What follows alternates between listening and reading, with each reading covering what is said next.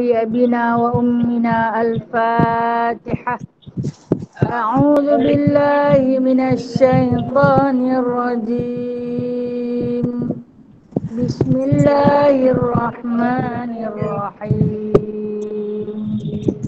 الحمد لله رب العالمين الرحمن الرحيم مالك يوم الدين. إياك نعبد وإياك نستعين. اهدنا الصراط المستقيم صراط الذين أنعمت عليهم غير المغضوب عليهم ولا الضالين.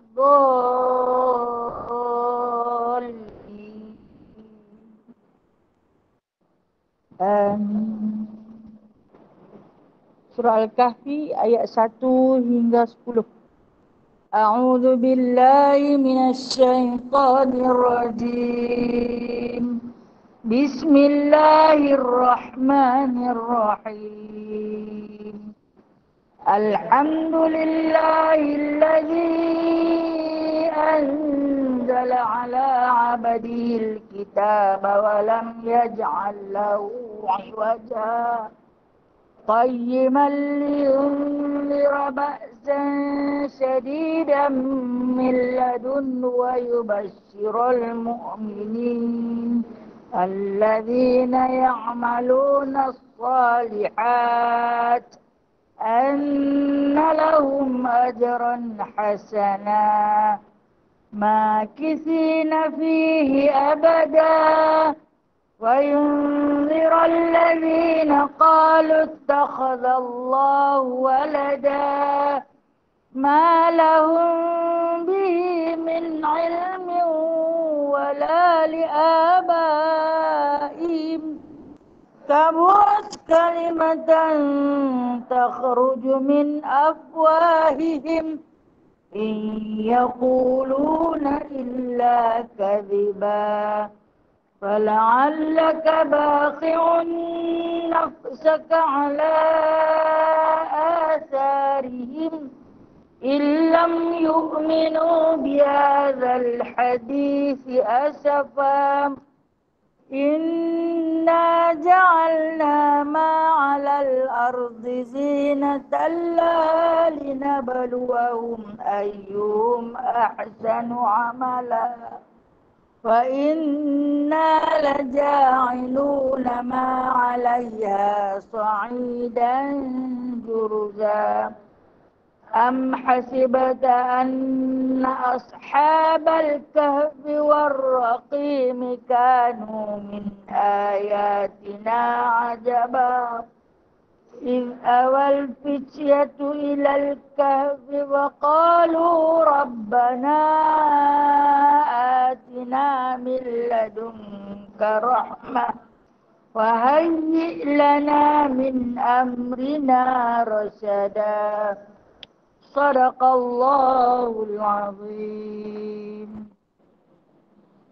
اللهم صل صلاة كاملة وسلم سلاما تاما على سيدنا محمد الذي تنحل به العقد وتنفرج به الكرب وتقضى به الحوائج وتنال به الرغائب وحسن الخواتيم ويستسقى الغمام بوجه الكريم وعلى آله وصحبه في كل لمحة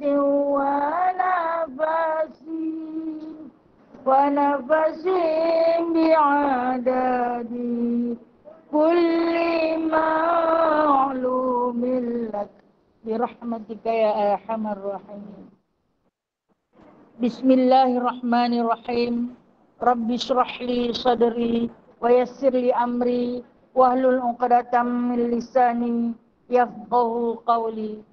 اللهم صل على سيدنا محمد وعلى آل سيدنا محمد.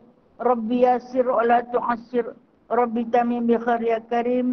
سبحانك لا علم لنا إلا ما علمتنا إنك أنت العليم الحكيم. إنك أنت السميع العليم. إنك أنت التواب الرحيم. أما بعد فيا عباد الله. Alhamdulillah, sahabat-sahabat yang diridai Allah sekalian, yang dirindui baginda Nabi sallallahu alaihi wasallam, yang sangat-sangat saya kasihi. Alhamdulillah, berbanyak-banyak kita rafakkan puji dan puja kepada Allah Azza wa Jalla atas kiriman Allah kepada kita, jemputan untuk sama-sama kita duduk di dalam satu majlis yang di dalam halaqah lingkaran para malaikat, dalam suasana yang aman tenteram, dalam suasana yang semakin berkurangan daripada pandemik, insya-Allah. Ada pun kita tak kisah dah ni, no? Kita dah jadi hidup dengan kuman tu. Jadi cuma berhati-hati. Tapi dalam berhati-hati tu dia kena, no? Antara sedar ataupun tidak, kena. Kena kat mana biar pilih. Kita dah jadi macam tu dah. Kita dah jadi sampai kepada satu rasa, dah nak kena. Hang pitang mana? Hang sejarah hang pitang mana? Tak ada tanya dah. Dah nak kena? Kena. Ada yang teruk, ada yang tak teruk. Yang pasti kalau dah nak mati, matilah kita. Tak sakit apa pun, matilah kita. Itu pegangan yang dekat, yang ada pada diri kita. Beriman dengan Allah, beriman dengan para malaikat. Amantu billah wa malaikati. Beriman dengan malaikat. Bila beriman dengan malaikat kita tahu, sampai masa Israel datanglah jemput. Duduk tengah seronok gelak kakak, mati. Mati. Tak payah nanti sakit sebab mati. Syarat mati bukan sakit.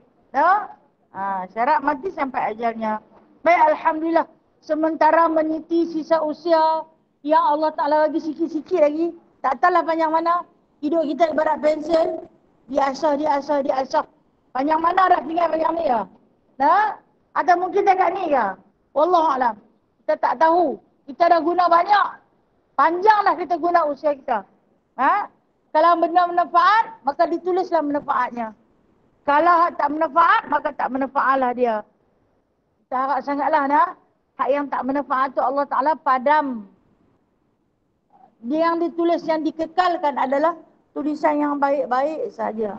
InsyaAllah suratan ni kita nak ambil di sana akan kita sambut di mahsyar nanti. Awal-awal nanti kita baca dalam kubur. Kita ada iqal akhbar dan cerita kita akan baca dalam kubur. Suratan amal kita ni. Hang pergi mana? Pagi ni hang buat apa? Mudah-mudahan hari-hari yang kita lalui, dengan majlis-majlis ilmu yang kita hadiri, ataupun kita duduk di dalam halaqah dalam rumah, mengadap dengan Google Meet kita ke, mengadap dengan TV ke, mengadap dengan radio ke, itulah yang akan menjadi saksi di akhirat nanti bahawasanya setiap minit yang dilalui ditulis kebajikan. Mudah-mudahan insya-Allah. Dan hari ini kita akan sambung tafsir kita daripada surah An-Nisa ayat yang ke-64. Surah An-Nisa ayat yang ke-64 juzuk yang ke-5. Saya tak boleh habaq muka surat kalau tafsir saya tak boleh habaq muka surat. Sebab muka surat saya tak sama dengan muka surat perempuan. Muka surat saya 1294.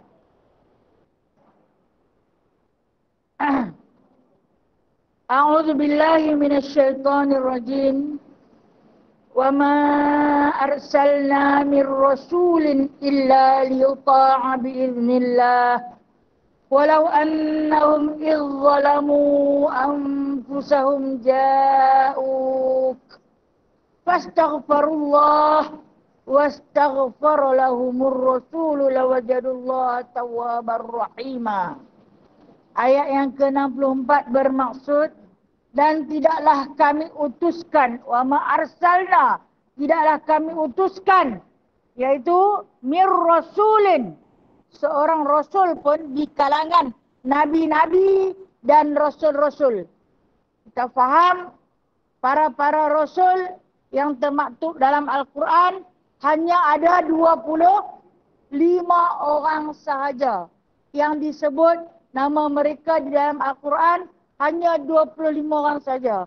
Wajib kita tahu bermula daripada Nabi Allah Adam alaihissalam dan penutupnya diakhiri oleh Nabi Allah Muhammad sallallahu alaihi wasallam. Wajib kita tahu satu. Dan kemudian yang termaktub di dalam beberapa suhuf para nabi ada jumlah 313 orang yang termaktub di dalam beberapa suhuf. Namun hakikat di sisi Allah Subhanahu wa taala mengkhabarkan kepada baginda sallallahu alaihi wasallam para nabi yang tak tersebut nama dia dalam suhuf, tak tersebut nama mereka di dalam Al-Quran, mempunyai 1512 orang. Banyak. Nah, itu nabi. Okey, baik. Yang sebut dalam Al-Quran itu rasul. Setiap nabi bukan rasul, tetapi setiap rasul adalah nabi. Apa beza nabi dan rasul? Perbezaan nabi dan rasul, rasul ialah menerima wahyu daripada Allah. Menerima wahyu daripada Allah menggunakan perantaraan malaikat Jibril, kemudian menyampaikan kepada umat ataupun kaum. Itu para rasul. Sementara nabi menerima wahyu daripada Allah Subhanahu wa taala, beramal untuk dirinya dan juga mentarbiah secara kecil-kecilan. Sikit. Dia tak ada kaum yang ramai. Macam Nabi Allah Musa punya kaum. Macam Nabi Allah Ibrahim. Macam Nabi Allah Nuh. Dia tak ada ramai macam tu. Itu adalah para nabi. Dan di antara nabi yang tak disebut namanya di dalam Al-Quran, tetapi masyhur kisah-kisah mereka, antaranya Nabi Allah Khidir alaihissalam. Nama dia disebut tak dalam Al-Quran? Tak sebut, tapi masyhur.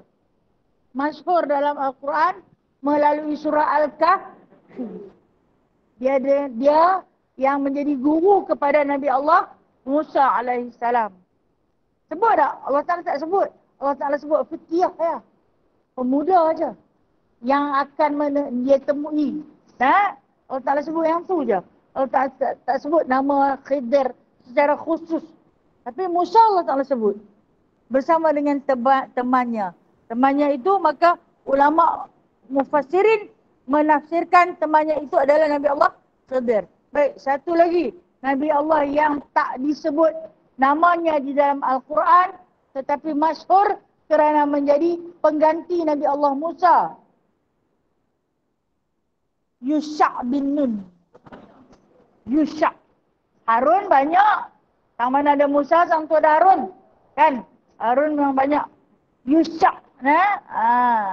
Yusha'. Kemudian Nabi Allah Daniel. Nabi Allah Daniel yang tak disebut namanya di dalam Al-Quran. Samsung. Tapi dia ni Rasulullah ada sebut dia. Cuma tak ada sebut dalam Al-Quran. Samsung Allah Ta'ala Rasulullah kata esok kalau tengok dia mai, dia akan masuk syurga dengan baju besi dia, dengan pedang dia masuk syurga, tapi seorang-seorang. Dia tak ada kaum. Ini di antara para nabi. Tapi ingat, setiap nabi bukan rasul. Tapi setiap rasul adalah nabi. Itu beza. Yang mana Allah Ta'ala rangkaikan ataupun Allah Ta'ala rakamkan nama-nama mereka dalam Al-Quran, maka mereka itu adalah rasul-rasul yang diberi kaum, diberi amanah dan diberi ujian bertubi-tubi. Sampailah mereka wafat. Ujian tak berhenti. Berhenti ujian, wafatlah para rasul. Nah, kira kalau bahasa Melayu kita kata, dia tu susah sampai mati. Nah, susah sampai mati. Tak pernah tengok senang. Senang sah, susah. Tak lagi senang sah, susah. Jadi kita ni bersyukur. Andai Allah Ta'ala bagi kat kita ni selalu susah. Susah ni susah dengan ujian. Susah dengan permasalahan. Bilalah nak reda ni. Nah, daripada mula-mula kita kenal dunia tu sampai ke hari ni, bilalah nak senang ni. Takkan senang. Nah, kata Imam Malik rahimahullah ta'ala, kamu takkan menemui kesenangan selagi kamu hidup. Nak senang, tunggu mati. Sebab apa? Di dalam dunia ni penuh dengan kesusahan. Daripada kesusahan tu, kamu tanggung apa yang dibawa datang oleh Rasul kamu.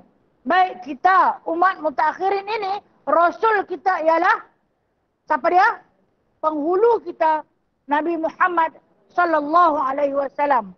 Apa juga yang dia bawa datang. Nah, apa juga yang dibawa datang. Sebab tu Allah Ta'ala sebut sini, kami tidak utuskan seorang Rasul pun, melainkan supaya ditaati dengan izin Allah. Di situ ada mustasna. Nah, istisna dan mustasna minhu. Itu bahasa nahu dia. Dia kata di sini, kami ni bukan hantar mai Rasul ke muka bumi ini untuk hampa seronok-seronok saja. Untuk hampa memperolok-olokkan mereka. Untuk mempermain-mainkan mereka. Untuk menghina latar belakang mereka. Tetapi kami utuskan para Rasul ke muka bumi ini.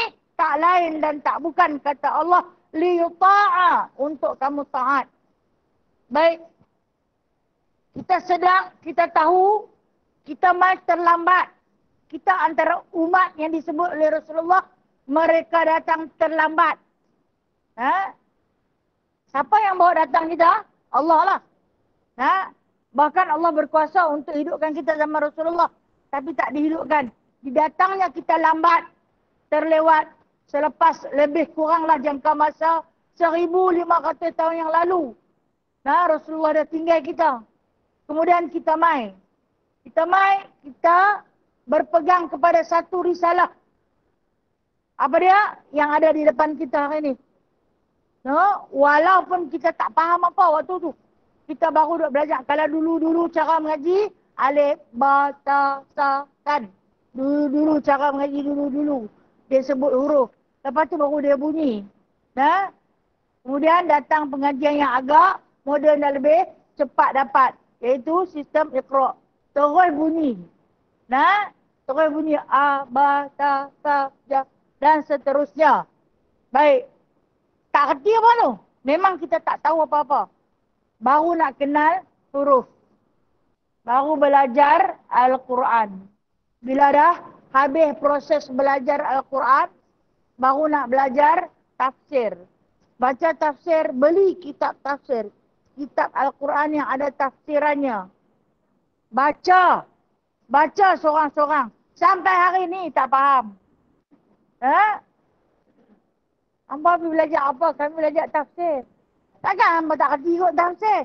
Kitab Al-Quran bertafsir ni punya banyak. Secara harfin biharfin pun ada. Secara mafhum pun ada. Apa lagi pun tak faham. Kerana pencapaian akal kita dengan aslub balaghah yang terdapat pada ayat Al-Quran adalah amat jauh. Itu yang kata aslub balaghah ni. Al-Quran ni adalah dia menggunakan gaya bahasa yang paling tinggi. Sehingga kan apabila Rasulullah SAW membacakan surah Al-Fatihah, lantas Rasulullah panggil, bawa mai mana dia? Sastrawan negara, ahli cerdik pandai hampa, ahli pidato hampa, para pensyair hampa, bawa mai. Tak yang haji yang pandai-pandai mencipta syair, yang mengarang syair. Mai kita lawan. Aku nak baca surah Fatihah saja. Rasulullah baca surah Fatihah. Walid bin Mughirah. Bapa kepada Khalid bin Al-Walid. Maisah nak tengok. Hang baca apa ni? Rasulullah bagi. Walhal baginda sallallahu alaihi wasallam tak pandai membaca pun. Kalau ada surat dia tak boleh baca. Lepas tu Rasulullah arahkan kepada sahabat Zaid bin Sabit. Bagi sat dekat dia. Dia baca, dia tulis, dia tengok, dia kata, ni bukan daripada manusia. Mustahil Muhammad boleh mencipta susunan ayat yang begitu indah seperti ini. Kami ahli sastrawan negara pun tak mampu buat. Maka dengan sebab itu, kalau kita heran pasal apa aku baca tafsiran, ada ketika faham. Nah, contoh dia ayat mudah. Qul huwallahu ahad. Katakan olehmu ya Muhammad, Allah itu tunggal. Faham tak? Faham? Memang tak ada dua, tak ada tiga, memang satu tu saja. Nah, Allah tu samad. Faham tak? Allah tu tempat kita minta pertolongan. Allah tu tempat meminta. Nak minta memang tak ada tempat lain nak minta. Itu ayat mudah yang kita faham. Allah Ta'ala letak di situ pahala yang begitu besar kepada dia. 1/3 daripada juzuk Al-Quran. Sekali yang membaca, dapat 1/3. 3 kali yang membaca, khatam 30 juzuk. Tak mau lagi. Nah? Setiap hari boleh khatam dengan 3 kali kita ulang membaca Fatihah. Okey. Dan bila Rasul dapat satu-satu ayat yang kita faham, baginda sallallahu alaihi wasallam ni Allah Taala tak letak terus 30 juzuk. Macam hari ni kita dapat terus 30 juzuk. Tapi beli sejuzuk. Tak kan? Ada, walaupun ada Al-Quran tu satu juzuk, tapi kita akan tetap beli secara 30. Sempurna. Nah, untung kita ni untung sangat. Sebab Al-Quran yang datang kepada kita dah cukup sempurna. Tahukah kita siapa yang menyempurnakannya? Baginda sallallahu alaihi wasallam. Dari segi pembacaan baginda. Maka pada setiap kali turunnya wahyu, Nabi akan baca terus. Nabi tak sembunyi satu huruf pun. Sebab baginda bersifat tabligh, menyampaikan, dia sampaikan pada keseluruhan. Kemudian sahabat yang boleh menghafaz, main mengadap terus dengan Nabi. Saat itu juga, dengar lah ya. Dengar betul tak kami baca? Baca. Dia baca. Nah, Nabi semak melalui pendengaran. Kemudian, sahabat yang pandai menulis, terus tulis. Tulis, baca. Itu orang yang pandai menulis ni, dia ada 2 kelebihan. Dia tulis, dia baca. Allah Ta'ala bagi lagi 1, dapat menghafaz. Jadi 3 dalam 1. Menulis, membaca dan menghafaz. Serta merta. Ini di antara sahabat-sahabat yang hebat. Daripada tulisan mereka lah yang kita boleh baca sampai hari ini. Betapa banyak pahala yang sampai kepada mereka selagi mana kita nak baca ayat Al-Quran. Banyak sungguh pahala para sahabat. Sebab itulah yang Nabi janjikan syurga untuk mereka. Memang patut. Memang patut. Dan kata Allah, apabila aku utuskan mereka, aku bagi risalah. Maksud risalah ni Al-Quran lah. Atau perintah. Bila kita ni, kita dapat satu-satu perintah. Contohnya, perintah ini Allah Ta'ala bagi kepada makhluk manusia yang bernama wanita. Suruh kita tutup aurat. Tutup semua. Lelaki pun Allah Ta'ala datangkan juga risalah. Satu perintah. Suruh tutup aurat. Tapi dia tak kata tutup semua. Kalau lelaki pun tutup semua, pakailah no. Dia nak berkeli, berebut tudung dengan suami kita. Keronsang pun tak tahulah dia punya besar-besar tu. Kan? Tak sesuai yang kepala tadi pinggang dah. Tapi Alhamdulillah. Yang kita tak berebut dengan siapa pun duk hilang. Tambahlah kalau duk berebut dah. Kena ada anak perempuan seorang dalam rumah pun. Tuduh dia. Hang lah ambil ni. Jadi kita yang bagi hilang tak mengaku. Stokin pun lagu tu lah. Stokin ni hari-hari hilang. Kemarin aku pakai sepasang tu. Basuh-basuh sepasang ada. Tak lagi masa putih hilang warna pink apa. Tinggal sebelah. Nak senang, beli warna hitam semua. Pasal apa? Aku dia tak jadi sebelah lain. Kan? Hilang satu ada satu. Hilang satu ada satu. Baik. Pada suruhan Allah untuk wanita menutup aurat, yang taat kepada Rasul akan tutup. Yang ni ayat ni Allah Ta'ala nak abad. Kami utuskan dia bukan dia suka-suka. Tapi untuk apa taat. Yang taat kepada Rasul atas titah perintah Allah. Dengan izin Allah, dia akan taat. Itu dia pakai. Dia tutup pada keseluruhannya. Dia jaga daripada hujung rambut. Selai rambut dia keluar pun dia lorat. Sampailah kepada hujung kaki. Dia nak sembahyang tu, kalau dia nampak ada warna kulit, dia susah hati. Sembahyang dia tak sah. Dia jaga pada syariat-syariat Allah yang dibawa datang oleh Rasul. Ini yang kata Allah Ta'ala, aku utuskan Rasul bukan buat suka-suka apa. Tapi untuk ditaati dengan izin Allah. Maksud dengan izin Allah ni, kalau kita tengok, ada orang yang dia taat kepada Rasul, tapi dia tak mau ikut. Dia tak mau ikut segala suruhan. Dalam Al-Quran ada cerita tentang ayat faraid kan? Okey, cerita tentang pembahagian harta. Dia nak ikut. Pasal apa? Dia lelaki, dia dapat lebih. Tetapi dalam cerita Al-Quran, cerita suruh jaga mak bapak, dia tak mau ikut. Dia tak mau ikut. Tak apalah, hampa perempuan, hampa jagalah. Abang ni susah. Payah. Seorang tak mau jaga. Mak berak busuk sangat. Mana ada orang berak wangi? Tak apalah, hampa jagalah. Hak yang tu, hang tak mau ambil peranan. Itu kewajipan hang. Tapi mai tang pembahagian harta nak ambil. Yang ni yang Allah Ta'ala marah sangat. Hang nak ambil hukum aku setengah-setengah.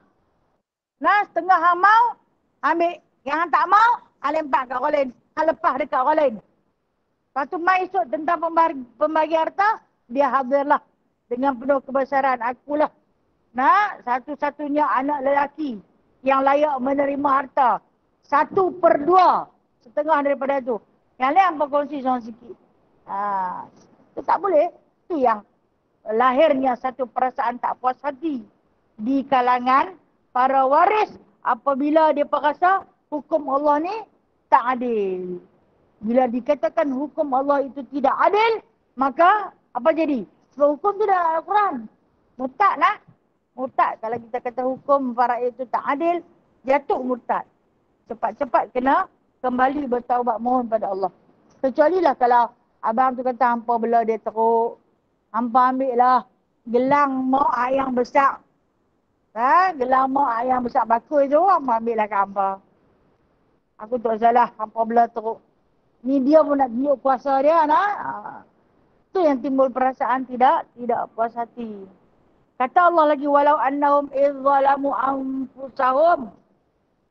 Dan jikalau mereka itu sesudahnya atas diri mereka itu datang kepada engkau, lalu mereka mohon ampun kepada Allah. Baik, apabila mereka itu menzalimi dari mereka, maksudnya tak mau ikut perintah Rasulullah sallallahu alaihi wasallam, kemudian selepas mereka zalim ni, Allah Ta'ala sebut orang yang zalim ni orang yang tak mau ikut perintah Rasul, orang yang tak mau ikut perintah Allah. Orang tu orang zalim. Zalim pada apa? Menzalimi diri dia sendiri. Tapi bila dia mai minta ampun, jauhkah mai minta maaf atas kesilapan, fastaghfirullah, maka Allah Ta'ala akan mengampuni mereka kalau hang ampun. Maksud dia kena ada rekomen daripada Rasul. Sekali lagi saya cerita. Asbabun nuzul. Sebab diturunkan ayat 64 dan 65 ini. Dia ada sebab-sebab turunnya. Sebab mereka, sekali lagi saya cerita. Wastaghfar lahumur rasul lawajadullah tawwabar rahimah. Rasul pun memohonkan ampun buat mereka. Nescaya akan mereka dapati Allah itu adalah pemberi taubat lagi penyayang. Jadi, apabila Rasulullah ni minta pengampunan. Bila saya sebut Rasulullah, kena faham. Bukan kepada Nabi Muhammad sallallahu alaihi wasallam sahaja. Tetapi kepada Rasul-Rasul lain. Pada Rasul-Rasul yang lain. Jadi, kata Allah, kalau kata Rasulullah minta ampun bagi pihak hamba, selamat. Tapi kalau dia tak minta ampun bagi pihak hamba, maka takkan selamat. Bersyukur kita umat Muhammad sallallahu alaihi wasallam. Rasulullah tidur tak pernah lena sampai ke pagi. Tak pernah baginda tidur lena. Rasulullah sallallahu alaihi wasallam tak pernah makan sehingga kenyang. Rasulullah sallallahu alaihi wasallam tidak pernah ketawa terbahak-bahak, melainkan banyak menangis, melainkan banyak berjaga malam. Sebab apa? Memohon keampunan bagi umatnya. Yang tak mai lagi ni dah minta dah. Jadi kita dah ada surat garanti yang paling kuat daripada Rasulullah. Ya Allah, ampunkanlah dosaku, dosa umat-umatku yang hadir pada hari ini, juga yang tidak hadir pada hari ini, yang akan datang daripada sulbi-sulbi orang yang beriman. Ampunilah dosa-dosa mereka. Kan sejarah merakamkan sejarah sirah baginda ketika wafat. InsyaAllah kita akan baca antara kisah-kisah akhir dalam Syama'il. Kita ada penghujung Syama'il lah. Baginda akan wafat. Di antaranya yang baginda paling bimbang ialah tentang umat yang nak ambil kemudian ni. Kita. Rasulullah bimbang kat kita. Macam mana mereka ni, ya Allah? Macam mana umat aku yang akan datang terkemudian? Mereka tak ada Rasul yang akan bimbing mereka. Dia pesan, dia kata, bagi tahu dekat mereka, peganglah dengan Al-Quran dan hadis. Jikalau kamu pegang dengan Al-Quran dan hadis, nescaya kamu takkan sesat. Hari ini kita menerima wasiat terakhir baginda itu. Maka kita ke mana juga, apa juga tindakan kita, keputusan dalam kehidupan kita, kita nak berpandukan Al-Quran dan Al-Hadis. Walaupun kita tak pandai tafsir Al-Quran, tapi kita cari tok guru kita, betul tak? Boleh tak nak buat macam ni? Boleh tak bagi pencerahan macam ni, macam ni? Itu orang yang hidup dia berpandukan Al-Quran dan Hadis. Kita tak pandai. No? Kita tanya tok guru kita yang bijak pandai. Bolehkah macam ni? Apakah hukum bagian? Itulah cara kita rujuk pada Al-Quran dan Hadis. Dengan cara itu. Kalau kata nak cari hukum, pergi tukang pegang Quran buka. Jumpa tak hukum? Tak jumpa. Sebab kita bukan ahli bijak pandai. Tak ada dah hadis cerita pasal ni. Pergi cari hadis. Tak jumpa. Melainkan, sebab itulah al-ulama'u warasatul anbiya. Ulama itu adalah pewaris Nabi. Jadi pewaris tu kita pergi cari waris lah. Tanya pada ulama. Allah Ta'ala pun sebut dalam Al-Quran. Fas'alu ahla zikri. In kuntum la ta'lamun. Tanyalah orang yang reti bila hang tak reti.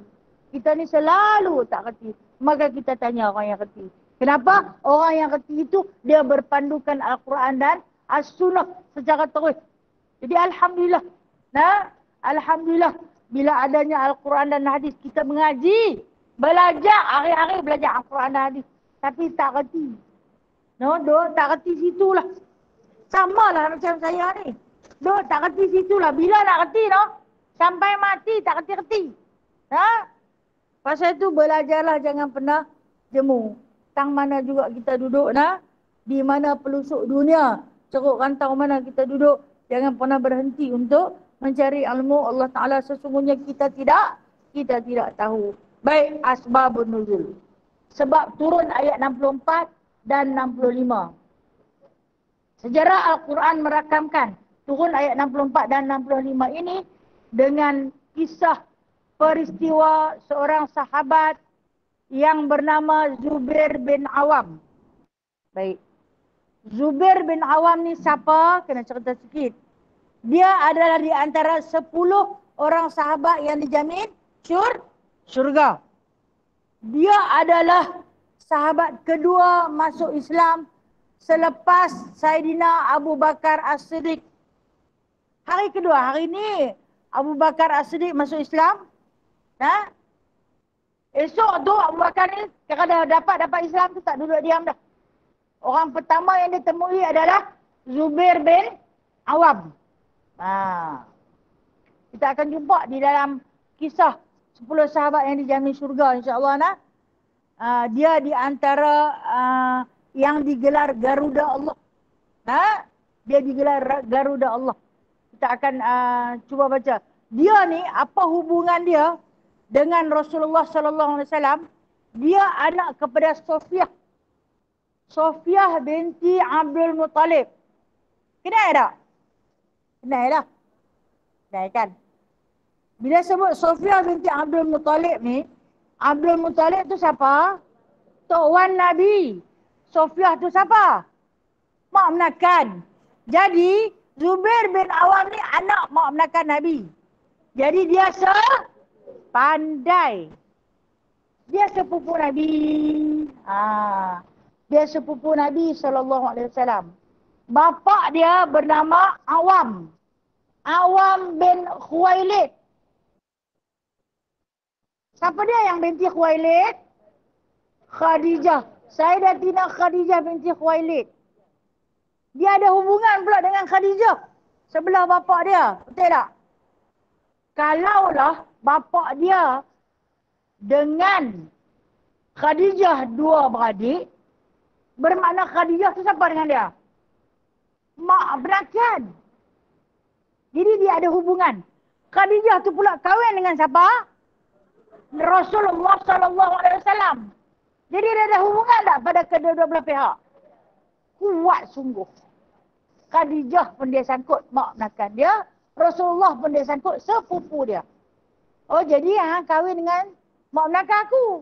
Kata Zubair bin Awam. Dah? Rasulullah kahwin dengan mak menakan dia. Nah? Jadi mak menakan dia kahwin dengan sepupu dia. Betul tak? Jadi orang yang dekat mempunyai tali persaudaraan yang begitu hampir, talian darah dengan Nabi SAW. Itu Zubair bin Awam. Baru nak kena salah silah. Banyak lagi cerita pasal dia ni. Kemudian, di dalam peperangan Badar. Ayat ini turun dalam perang Badar. Ayat ini turun dalam perang Badar. Badar ni, apa dia? Badar ni satu lembah. Kalau kita panggil tasik. Tasik. Dia panggil wadi. Satu lembah air. Yang berayang. Jadi baginda sallallahu alaihi wasallam ni oleh kerana peperangan Badar berlaku pada bulan Ramadan, maka Nabi memilih tempat Badar untuk berperang. Peperangan pertama di dalam dunia Islam semasa pemerintahan Nabi sallallahu alaihi wasallam. Okey, dalam perang Badar ni memang hebatlah Zubair bin Awam ni.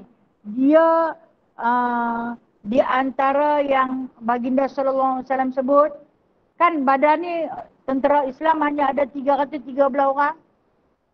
Tentera musyrikin ada 1000 orang. Jadi Rasulullah kata satu-satunya panglima yang masuk dalam peperangan Badar ni menunggang kuda. Dia naik kuda. Tahu pasal apa? Dia kaya. Dia di antara sahabat yang sebaris dengan Abdul Rahman bin Auf. Dia pakai serban warna kuning. Rasulullah ni bila nak pergi perang, dia akan suka sahabat pakai pakaian yang garang-garang, warna garang-garang. Sebab tu Rasulullah nanti pakai celak warna merah. Bagi musuh tengok dia takut. Takut. Bukan berbuat air sedo tu. Tak lagi dah. Berbuat air sedo warna merah ni sunnah Nabi. Nak berperang dengan siapa? Rasulullah pakai celak. Celak ismet tu. Yang berwarna merah. Boleh pergi beli di Mekah nanti ada. Tak main pakai pelik Kita pelik nak perang dengan siapa tu. Kok lah nak bagi anak bergerun dalam rumah. Penyegal sangat hamba nak tolong aku menyapu. Pakai celak merah. Tu asal. Mak dia pantih dah celak merah pakai. Okey. Saya suka melalut. Okey. Ceritanya dalam perang Badar ni, Rasulullah kata kepada Zubair bin Awam, hang panah je kejang. Hang pergi duduk di tepi Badar tu, di tepi lembah berayak tu. Jangan bagi musuh hampir. Bimbang Rasulullah agar takut musuh bubuh racun. Mereka kan berpuasa. Baru tahun kedua berpuasa. Turun perintah suruh berperang. Lagi nak buka puasa. Hang jaga tepi tu je. Kemudian dalam Rasulullah duduk lawan ni dengan tentera musyrikin, tengok ada di sebelah Rasulullah. Aku dah kata dah kan, suruh pergi jaga di Badar tu. Suruh pergi jaga di lembah ayak tu. Siapa hang datang sini? Aku bukan Zubair. Aku bukan Zubair. Kemudian saya kira Rasulullah tengok. Waktu tu seorang musuh yang cuba menikam Rasulullah daripada arah belakang. Tengok ada dia. Rasulullah kata tak pergi lagi. Aku bukan Zubair, dia kata. Habis selesai perang tu baru Rasulullah tahu. Rupanya Allah Ta'ala hantar para malaikat menyerupai wajah Zubair bin Awam. Rasulullah jumpa 20 orang. Macam muka Zubair bin Awam. Sebab musahabat turun ayat ni. Nah, bila habis selesai perang Rasulullah turun, memang dia dah ada di tepi lembah Ayak tu. Dia tak pergi mana. Nah, musuh begitu ramai yang tewas di tangan dia. Dia di antara pahlawan hebat dalam peperangan. Rasulullah duduk sembang dengan Umar Al-Khattab. Aku nampak ramai Zubair bin Awam. Kata Umar Al-Khattab, dekat aku pun ada. Nah, kata Sayyidina Ali, dekat aku pun ada. Oh, ramai. Rupa-rupanya malaikat yang Allah Ta'ala hantar, rupa macam dia. Dia kata kalau dia berperang memusi-musi ni, macam terbang. Dia jenis naik di atas kuda, dia terbang turun ke atas musuh.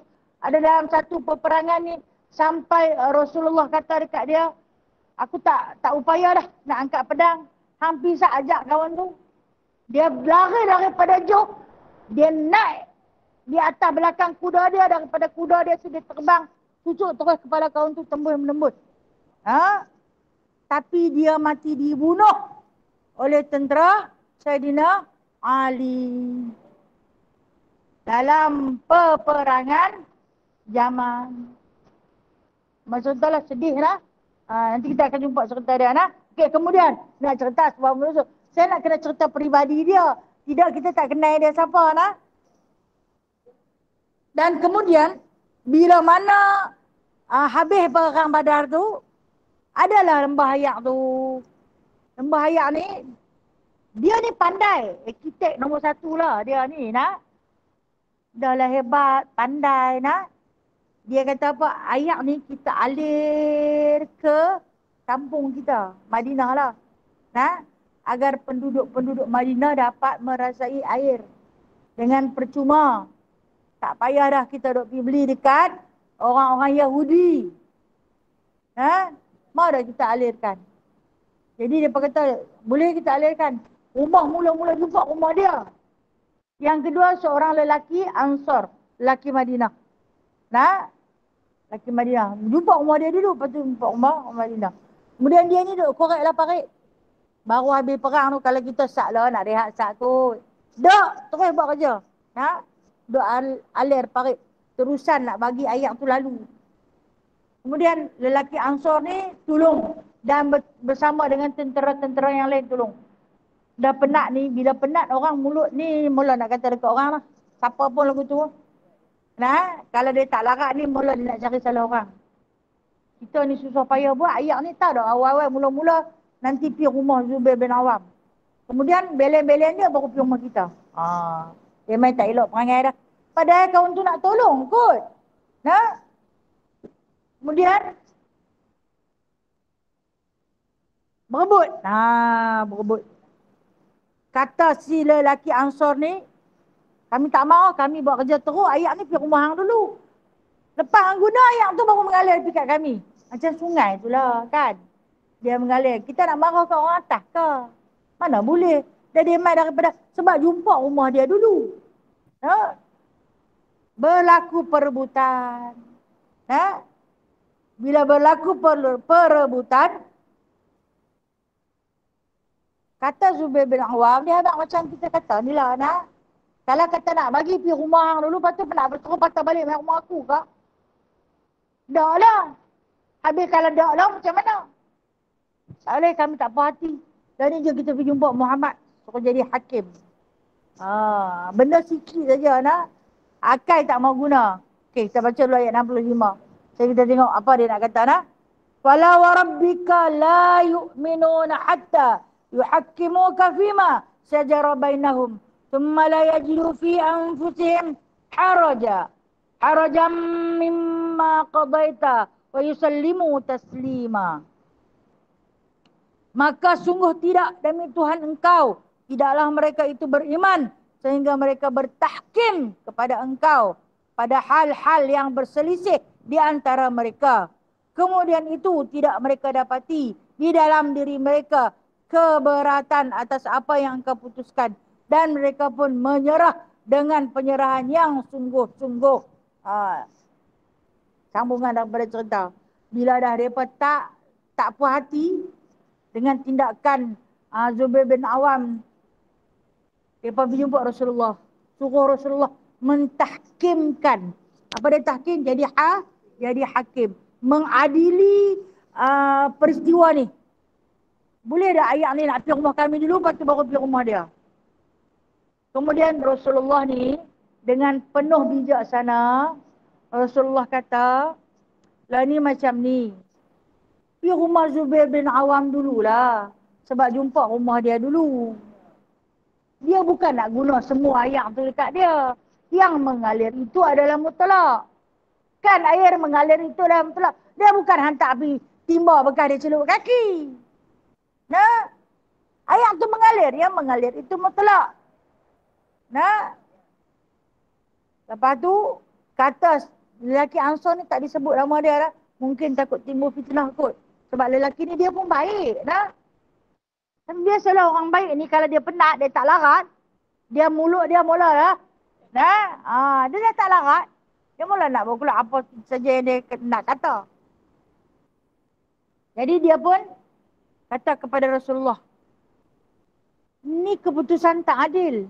Dia kata, sebab Zubair bin Awam ni sepupuan kan? Nah, dia kata kat Rasulullah. Dia adik-beradik kan? Sebab tu hang sayang kat dia, hang ikut cakap dia. Jadi Nabi SAW ni bijak, nah, dia pandai. Maka kata Nabi, rumah Nabi kan duduk di tengah-tengah. Nah, rumah Nabi duduk di tengah-tengah. Nabi sembang dengan Zubair bin Awam.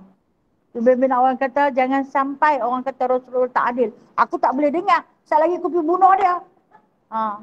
Aku tak boleh dengar. Jangan sampai. Jadi, kata Zubair bin Awam lah ni senang. Kita kona terusan air tu, alir rumah Rasulullah dulu. Nah, lepas tu baru pergi rumah roleh. Last sekali baru main rumah aku. Nak buat macam tu lah, tapi kerja banyak sikit lah. Maka Rasulullah pun dengan penuh kebijaksanaan, teruk tak teruk dia kata, boleh kita buat. Maka buatlah. Selesailah perebutan tentang air itu tadi. Apabila mereka semua, bagus. Muhammad memang bagus. Dia pandai, dia buat macam ni. Dia tak berat sebelah. Walhal tadi yang dah kata dia berat sebelah. Ketika inilah puak munafik ambil peranan. Ambil peranan. Hang tengok, Zubair bin Awam tu orang muhajirin, orang yang berhijrah. Mereka baru main duduk 2 tahun di Madinah. Mereka dah nak berebut dengan kita. Walhal ayat tu bukan dalam tanah Madinah yang berhuni tu. Dari Badar tu bawa mai. Tapi yang nak berkeli, orang yang jahat, orang munafik ni, dia macam kita letak istilah apa? Menangguk. Menangguk ke menangguh? Menangguk. Menangguk di air yang keruh. Dah keruh, dia tangguk lagi bagi lagi keruh. Biar dia hitam terus, siapa tak payah guna. Itulah sifat orang munafik ni yang melakukan kepada puak-puak muhajirin dan ansar. Dia nak laga, suruh bagi berkeli, suruh bagi bergaduh di antara kedua-dua puak yang telah pun dipersaudarai oleh baginda Nabi SAW dengan penuh rasa kasih dan sayang. Jadi sebab itulah bila mana dah setuju, suka dengan apa yang Rasulullah buat, masing-masing minta maaf lah. Minta maaf dekat Rasulullah. Minta maaf lah, kami hari itu dah kata macam ni. Kan perkataan yang keluar. Biasanya, orang yang berkata tak sakit. Orang yang kena kata tu sakit lama, no? Jadi bila dah kata kepada Rasulullah, Rasulullah kata minta ampunlah pada Allah. Mohonlah keampunan kepada Allah. Jikalau hampa ada masalah, hampa cari aku, suruh jadi hakim. Bila aku jadi hakim, hampa kata aku tak adil. Dia minta ampunlah pada Allah, Rasulullah kata. Bila memohon ampun kepada Allah, dia pun takutlah. Orang yang beriman, dia takut. takut Allah murka, takut Rasulullah murka. Tetapi satu-satu keadaan kadang-kadang dia tak sabar. Bila dia tak sabar tu menyebabkan dia melakukan dosa. Kita letak macam diri kita lah. Dalam kita duk taat tu kerana tak sabar sikit je, boleh bergaduh besar. Nah, lepas tu baru menyesal. Bila menyesal, minta ampun pada Allah. Tetapi oleh kerana dia dah menghina Rasulullah, Allah Ta'ala kata kepada Rasulullah, aku tak ampun selagi hang tak ampun. Allah Ta'ala kata, hang kena ampun dia dulu. Hang kena maafkan dia dulu.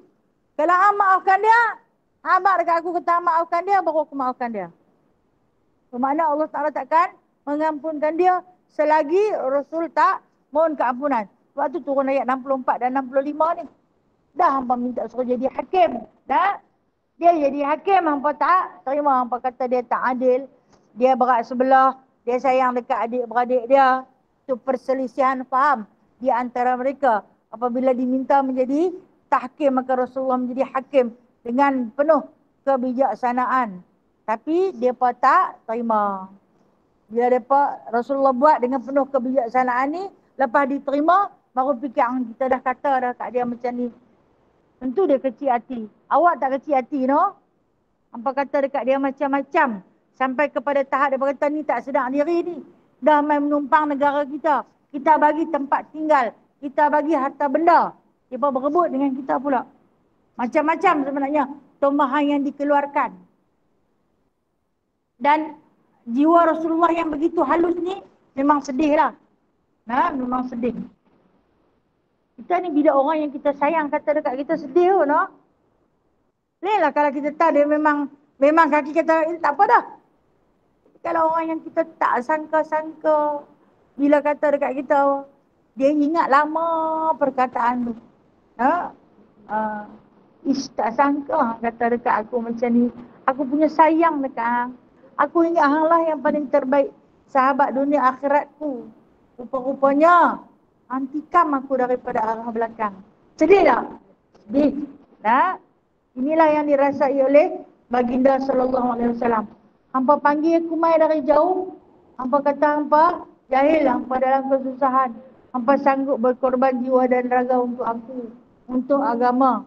Nah, oleh kerana silap sikit saja. Bukan banyak mana, sikit saja. Hampa kata dekat aku, ungkit keturunan. Ungkit apa yang telah hampa belanjakan pada aku. Jadi, tu ya Rasulullah kata minta ampun ke Allah lah. Nah, minta ampun pada Allah. Allah Maha Pengampun. Allah kata aku tak ampun. Aku takkan ampun. Kecuali daripada permohonan. Kata Rasulullah, aku dah ampun. Ampunkanlah mereka ya Allah. Baru Allah Ta'ala ampunkan mereka. Itu yang disebut dah. Mimma qadaita wa yusallimu taslima. Daripada apa yang telah engkau putuskan. Maksud dia dalam Rasulullah memberi fatwa sebagai tahkim, sebagai hakim, maka Rasulullah pun memutuskan bahawasanya ayat itu dialirkan daripada rumah Rasulullah. Bukanlah banyak mana ayat pun, jauh nak mengalir mai. Nah, bukan macam kepala paip. Kita tengok kan yang paip-paip yang besar yang duk mai ke rumah kita tu. Buka saja kepala terus turun ayat mai. Bukan macam tu pun. Mengalir sahaja. Nah, nak mai-mai daripada rumah Rasulullah. Rasulullah tu berhemah guna ayat. Nah, cukup berhemah. Sebab tu Rasulullah kalau kita dia berudu, dia akan cedok dulu dengan bekah, no? Jimat ayat ni. Dia pun ayat paling mahal. Dan sebenarnya lembah badan ni tak mengalir lama, lepas tu dia kering. Tak ada lah ayat. Nah, ujian sahaja Allah Ta'ala hantar mai. Hampa ni dengan ayat, hampa nanti bergaduh. Bila bergaduh, angkat pula cerita pula tentang jasa-jasa yang diberikan. Kalau kita kata ungkit lah. Ungkit mengungkit. Bila mana sedekah itu diungkit-ungkit, apa jadi pada sedekah tu? Batal. Ha? Wala tubtilu sadaqatikum bil manni wal adha. Kata Allah Ta'ala, jangan kamu batalkan pahala sedekah kamu dengan kamu mengungkit-ungkit badan menyakiti hati orang. Rasulullah. Ha? Jadi bila Rasulullah buat permohonan maaf kepada Allah, Rasulullah kata, aku dah maafkan mereka ya Allah. Maka oleh itu ampunilah mereka ya Allah. Maka Allah Ta'ala pun mengampuni mereka. Dan berikan kesejahteraan ke atas mereka. Dengan sebab mereka itu membuat penyerahan. Nah, yang dia kata waktu salimu taslima, membuat penyerahan dengan bersungguh-sungguh. Maksud dia minta ampun sungguh-sungguh. Lain kali jangan buat dah. Jangan diulangi perkara yang sama. Jikalau tidak, permohonan pengampunan kamu itu adalah palsu belaka. Jadi ini dikatakan taubatan nasuha. Bila minta ampun dengan sungguh-sungguh. Jangan ulang dah perbuatan tersebut. Berazam dalam diri tidak akan ulang. Dan tidak akan sebut lagi sampai bila-bila. Nah, itulah kisah di antara berlaku di dalam peristiwa Badar. Selepas perang Badar ni. Telaga Badar itu adalah disebut sebagai harta rampasan yang boleh dimiliki oleh orang-orang Islam yang menang dalam peperangan.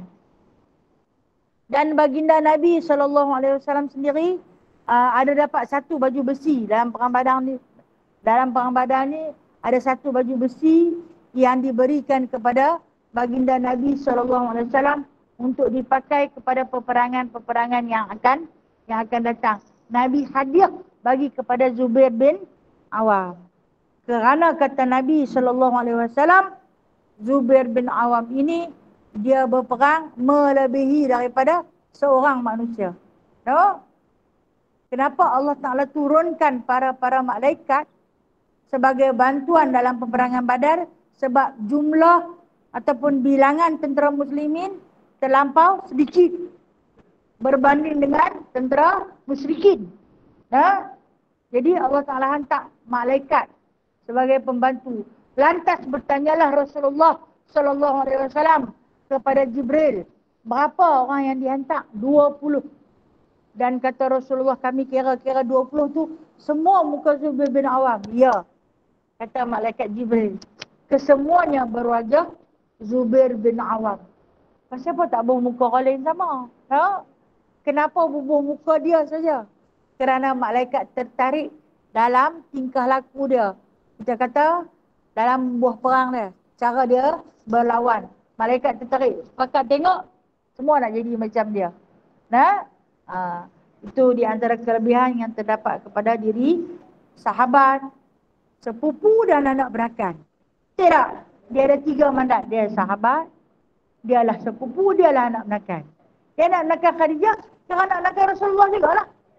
Dalam masa yang sama dia sepupu dengan Rasulullah SAW. Dan tahu tak mak dia tu yang bernama Sofiah binti Abdul Muttalib, wanita pertama yang menghayun pedang dalam peperangan. Sofiah binti Abdul Muttalib ini wanita pertama yang menghayun pedang. Okey, baik. Ada sikit masa saya nak contoh sikit. Dia masuk Islam kan, tadi saya kata dia orang kedua masuk Islam kan. Dia masuk Islam, ayah dia ni mati masa dia kecil. Dia yatim. Jadi dia dipelihara oleh pak penakan dia. Pak penakan dia ni punyalah sombong. Sombong. Tapi bela dia. Dia tak berapa nak baik dengan pak penakan dia ni. Jadi pak penakan Zubair bin Awam ni abang Khadijah binti Khuwailid. Betul kan? Betul lah. Bila mana dia tahu, dia kata no Zubair masuk Islam. Kita dalam duk perang dengan Muhammad ni, tiba-tiba Zubair dia masuk Islam dah. Dia sampai tak ada usul periksa. Mak dia pun biar. Mak dia biarlah, mak dia tu punya sayanglah dekat Rasulullah tu anak penakan dia. Hak pak penakan di sebelah Khadijah ni lah yang marah sangat. Tangkap dia. Buat apa? Dia pergulung di dalam tikar. Masa tu tikar jerami. Pergulung dia di dalam tikar. Dia percucuk jerami tu. Jerami ni, dia bila dianyam-anyam, bila cucuk dia tak menyala terus. Jerami tu lembab. Dia berasap. Dia berasap. Bila berasap, dia yang duduk dalam gulungan tikar tu lemah. Lemah. dengan asap yang memenuhi rongga paru-paru dia, dia tak boleh menyawa, nah, mata dia. Kemudian sampai di penghujung menyala. Bila menyala tu, kasut yang dipakai oleh Zubair bin Awam terbakar. Umur dia dengan Rasulullah ni lari tak banyak, beza dah. Banyak jugalah, 28 tahun, banyak jugalah, no? Banyak jugalah. Kalau 28 tahun masa Rasulullah sallallahu alaihi wasallam menjadi rasul, dia berumur 12. No? Dia muda. Dia muda sangat. Betul ke? 12 campur 28, 40. Betul tak? Saya ni matematik pun tak pandai. Betul kan? Betul lah tu. Dia antara pemuda yang memeluk Islam. Bila terbakar jeram itu, terbakarlah kasut. Kasut dah tak banyak dah. Bila terbakar kasut tu, tak ada lah kasut dia. Bila dia berjalan, dia selalu berjalan tak ada kasut. Mak dia ni, Sofia ni kesian tengok. Orang tangkap, orang pukul dia. Mak tu apalah daya dia. Tak mampu, kadang tak balik. Susah hati. Dia kata kepada mak dia, dia nak pergi rumah Rasulullah. Tengok tak balik, tak sampai. Orang tangkap di tengah jalan, orang pukul. Sebab dia masuk Islam. Dan apabila Islam itu ditindas, turun satu ayat perintah suruh berpindah ke Habsyah. Rasulullah habaq ada hampir dulu. Dia di antara orang pertama yang pergi ke Habsyah, ditemani oleh Sayyidina Hamzah, Sayyidina Ja'far. Wallahualam, banyak panjang cerita, insyaAllah.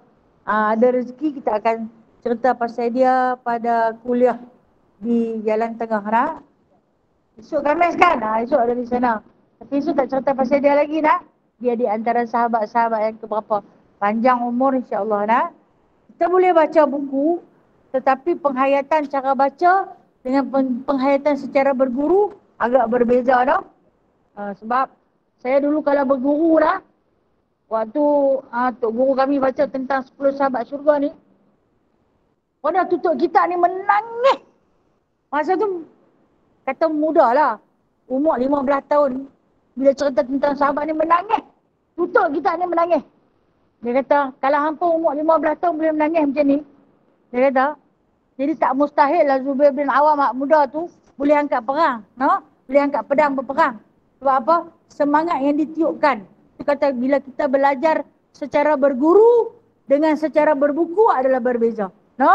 Membaca seorang-seorang dengan menghadap dengan guru adalah berbeza. Cara sampai dan cara masuk ilmu. Wallahualam. InsyaAllah ada rezeki kita akan sambung pada ayat yang ke-66. Wallahualam. 2 ayat je sebab nak cerita sikit pasal asbabun nuzul. Baik, ada soalan nak tanya? Assalamualaikum Ustazah. Waalaikumsalam warahmatullahi. Ya. Ya, silakan. Ji nak tanya Ustazah, macam tok-tok ni, macam kami inilah duk belajar mengaji Quran, makrah huruf pun duk perbetul lagi, tak lepas-lepas kan. Jadinya kalau kata nak mengajaklah cucu-cucu ni alik bata, boleh ke Ustazah? Yang tu soalan ni. Baik, terima kasih Ji. Dia kata soalan dari sahabat alamaya kita, dia tanya, kalau macam tok-tok lah, macam kami-kami, dia kata, kami-kami, termasuklah kami ada tahun ni, yang baru duk belajar baca Al-Quran, baru membetulkan makhraj huruf. Betul kan? Kita ni bila dah main satu kesedaran baru belajar nak apa betul makhraj huruf. Tiba-tiba orang tengok, dia tu duk mengaji, dia tu pandai mengaji. Jom kita pergi mengaji dekat dia. Ada orang nak belajar dengan kita. Tak boleh, kita kata, aku pun baru duk belajar. Tak boleh. Kemudian cucu sendiri. Tutup pun baru duk mengaji ni, baru duk perbetul roh tebal, roh nipis, kha, dot, sod. Baru duk perbetul, tak boleh. Boleh ke tak boleh? Boleh. Boleh mengajar. Silakan. Sebab apa? Kita ni melalui mengajar akan menambah ilmu kita.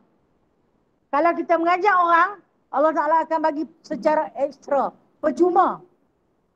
Macam mana hang boleh cerdik? Sebenarnya kita sama-sama mengaji. Pasal aku mengajar. Bila kita mengajar, kita asah ilmu yang kita belajar itu, maka daripada situ kita akan dapat ilmu secara berganda-ganda. Katalah dalam ni, yang baru duk belajar tajwid ni, orang panggil suruh mengajar. Ajarlah. Ajar. Dapat pahala. Kan Rasulullah pun sebut, balighu anni walau ayah, sampaikanlah daripada aku walaupun satu ayat. Sampailah. Jangan nanti pandai baru nak mengajar. Sebab apa? Sebab kita ni takkan pandai dah. No? Jangan nanti pandai. Tetapi mengajarlah sampai kamu pandai. Jadi boleh tak Ji? Boleh nak? Mengajarlah. Siapa juga yang minta tolong? Mengajarlah. Kiranya Ustazah kan, macam kadang-kadang kita tak yakin kan kita sebutan kita tu tak betul. Contohnya nak ajak budak-budak. Sebab kita pun masa proses belajar. Tak apa nak Ustazah nak. Tak apa, boleh nak? Teruskan insya-Allah nak. Tugas yang paling mulia ni, orang mengajar Al-Quran, tugas paling mulia. Baik, ada soalan, minta penjelasan mengenai waktu menziarahi kubur. Disunatkan pada hari Khamis petang hingga Jumaat. Dikatakan roh si mati berada di atas kubur menanti anak-anaknya. Bukankah di alam barzah kita sibuk disoal oleh malaikat, Munkar dan Nakir? Adakah hari Khamis dan Jumaat itu masa untuk roh-roh direhatkan dari siksaan Munkar dan Nakir? Adakah hadis ini sahih? Mohon huraian. Baik. Soalan ni soalan tentang ziarah kubur.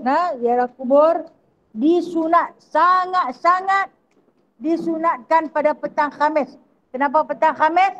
Sebab petang Khamis itu bermulanya hari Jumaat. Sampailah kepada hari Jumaat. Kenapa hari Jumaat saja yang diistimewakan untuk ziarah kubur? Kerana pada hari Jumaat Allah Subhanahu Wa Taala ringankan azab kubur kepada si mati. Persoalan sahabat kita ni dia tanya, bukankah bila di alam barzah ni kita sibuk, betul lah, disoal siasat oleh Munkar dan Nakir. Namun pada hari Jumaat, hari-hari tertentu diziarahi oleh orang-orang yang soleh. Orang soleh ni, bila dia masuk tanah perkuburan atau dia lintas tanah perkuburan, dia akan bagi salam. Ketika mana dia bagi salam, terangkat dosa, siksaan orang yang di dalam kubur. Berhenti seketika.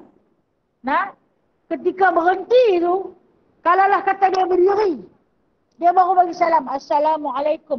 Ini satu lafaz umum. Kalau dia nak sebut ahli diyar pun boleh. Kalau dia nak sebut ahli kubur pun boleh. Assalamualaikum ya ahli kubur. Doaku kepada Allah, mudah-mudahan kamu sekalian dalam keadaan aman.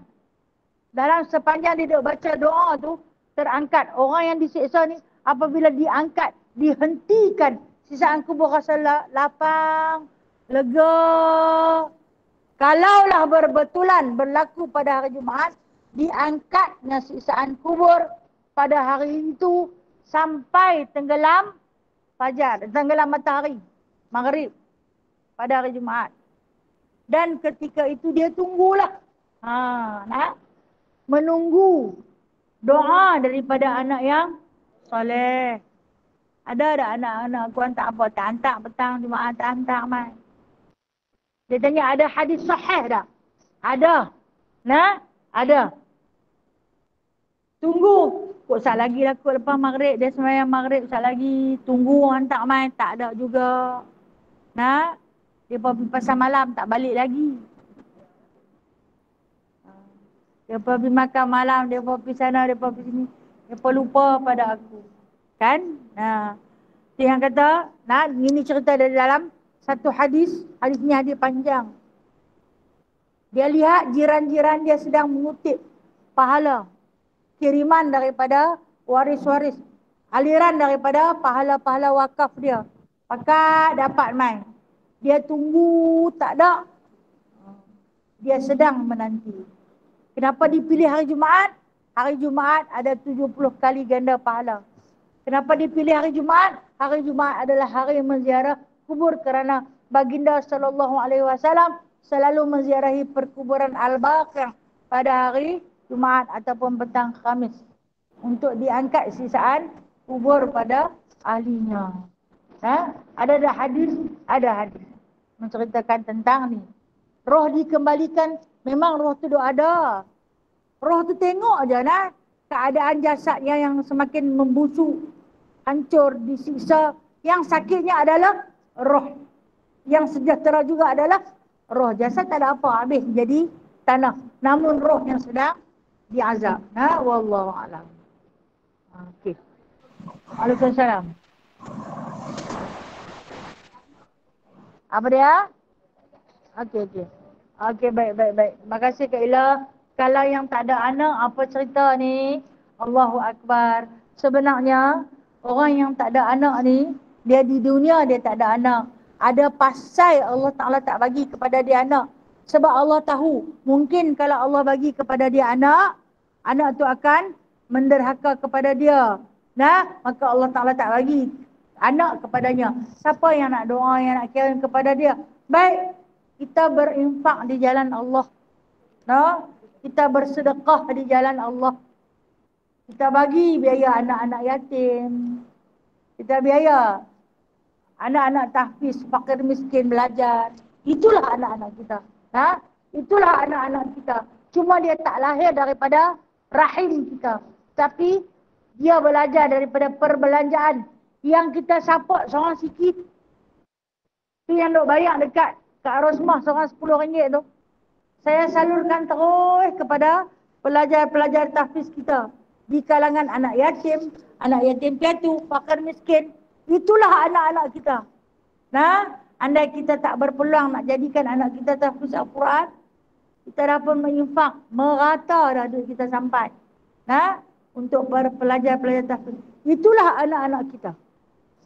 Yang mana doa mereka, bacaan mereka, kebaikan yang mereka buat, asbab daripada perbelanjaan, walaupun jumlah yang sedikit kita bagi, itulah anak-anak kita yang akan sampai pahalanya di alam barzah nanti, iaitu alam permulaan daripada kiamat.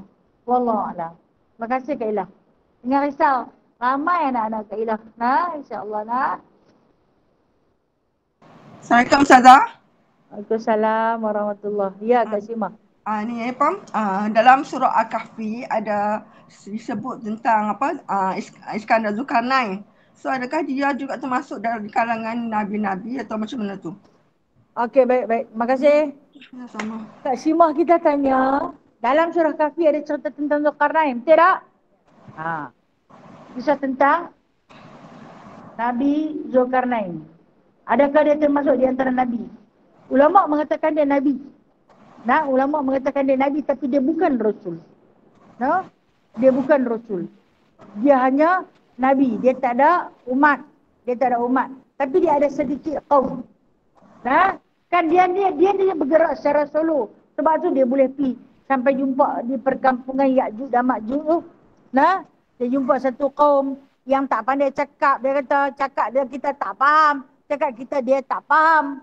Dia pergi ke kampung tu minta tolong dia. Ni, mereka ni suka buat kemusnahan. Jadi adakah dia rasul? Dia bukan rasul. Walaupun nama dia disebut di dalam Al-Quran, namun dia bukan rasul. Dia di antara nabi. Ada kata dia bukan nabi. Dia hanya pemuda biasa. Wallahu alam. Yang selebih tu saya tak berani nak kata apa dah. Sebab menurut pendapat ulama-ulama mufassirin mengatakan dia nabi. Ada setengah ulama mufassirin kata dia bukan nabi, dia bukan rasul. Dia adalah pemuda biasa.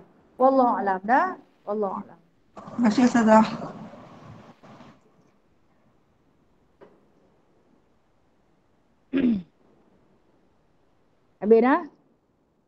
Habis saya sudah dulu minta ampun, minta maaf atas kekurangan diri saya. Yang baik itu Allah punya, yang tak baik itu saya punya. Wallahu a'lam. A'udzubillahi minasyaitonirrajim. Bismillahirrahmanirrahim. Alhamdulillahirabbil alamin hamdan katsira hamdan yuwafi ni'amahu wa yukafi mazidah. Ya Rabbana lakal hamdu kama yanbaghi li jalali wajhikal karim wa 'azimi sultanik. Allahumma inna nas'aluka ridhaka wal jannah wa na'udzubika min sakhatika wan nar. Allahumma inna nas'aluka 'ilman nafi'a wa fahman wasi'a wa rizqan halalan thayyiba wa وعملا متقبلا وتوبة نصوحا وتجارة لن تبور يا مسبب الأسباب يا فاتح الأبواب يا سامع الأصوات يا قاضي الحاجات يا مجيب الدعوات اجعلنا من الناجحين وصلى الله على سيدنا محمد والحمد لله رب العالمين. تقبل الله منكم. Terima kasih Ustazah. Terima kasih Assalamualaikum Ustazah. warahmatullahi Ustazah. Terima kasih Ustazah. Terima kasih Ustazah. Assalamualaikum. Terima kasih. Doa yang mana? Doa yang mana? kawan. Last tadi tu. Yang musabibal asbab tu kan?